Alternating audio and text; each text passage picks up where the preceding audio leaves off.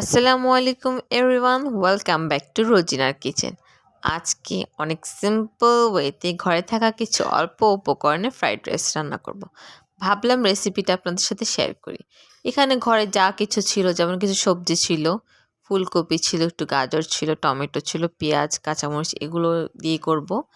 আর হচ্ছে ফ্রাইড রাইসের পোলা আর চালটা হচ্ছে আমি সিদ্ধ করে নিয়েছিলাম জাস্ট একটু তেল দিয়ে, আর কোনো কিছুই করিনি। 80% করেছি, পুরোটা সিদ্ধ করা যাবে না।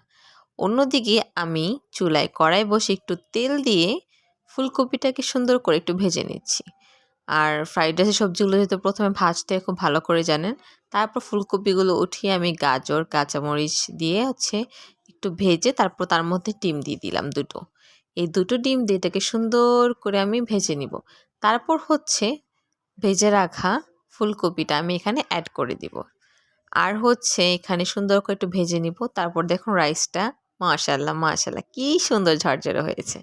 আসলে এই ঝরঝরেটা হচ্ছে ফ্রাইড রাইসের একটা জান বলতে গেলে। ঝরঝরে না হলে সে ফ্রাইড রাইসটা খেতে একটু ভালো লাগে না, খেতেও ইচ্ছে করে না।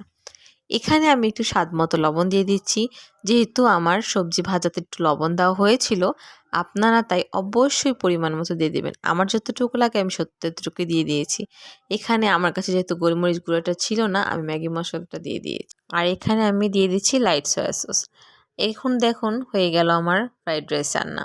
কি অল্প উপকরণে কত সহজ উপায় সুন্দর করে রান্না করা হয়ে গেল। Thank you for watching.